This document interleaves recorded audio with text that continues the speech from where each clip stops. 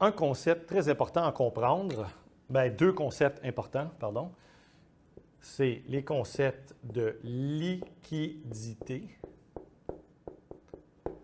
et le concept de profondeur de marché.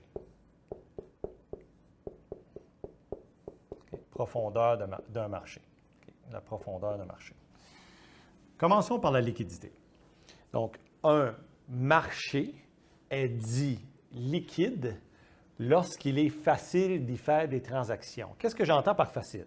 J'entends par facile qu'il est facile de vendre ou d'acheter, c'est-à-dire facile au sens vraiment opérationnel du terme. Une fois que tu es installé là, dans ce marché-là, tu peux rapidement vendre ou acheter le truc que tu veux vendre ou acheter. Et il est peu coûteux, c'est-à-dire ce n'est pas des gros frais de transaction énormes.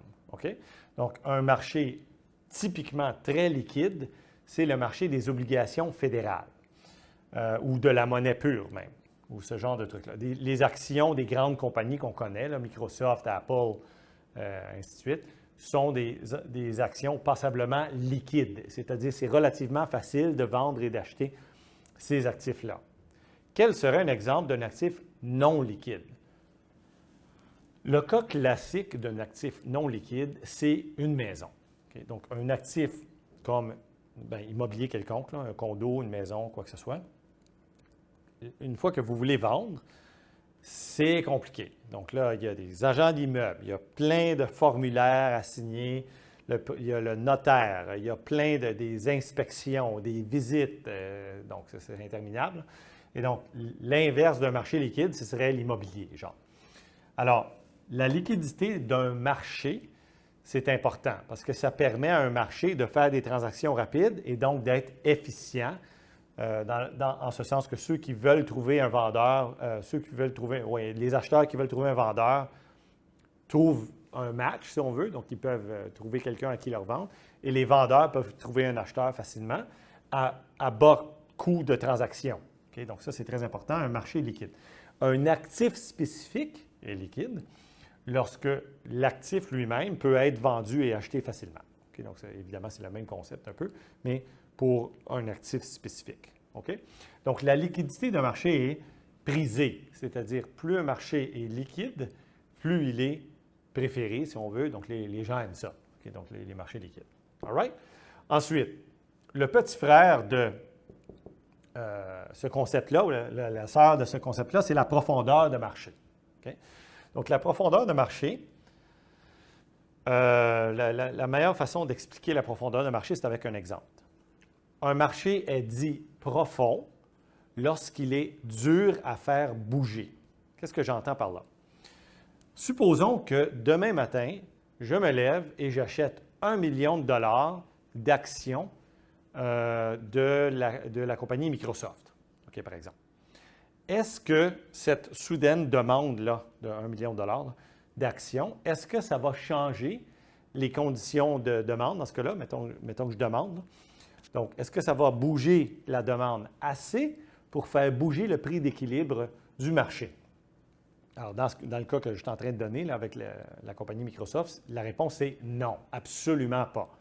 Le fait que moi, j'achète 1 million de dollars d'actions de Microsoft ne bouge absolument pas, à peu près pas, d'un iota, là, le prix d'équilibre du marché.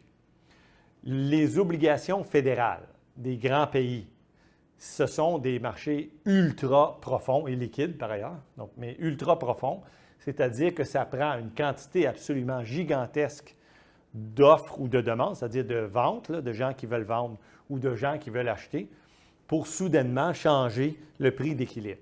Donc, par exemple, demain, je pourrais acheter pour 10 milliards de dollars d'obligations du gouvernement fédéral américain et il y aurait à peu près zéro effet sur le prix d'équilibre.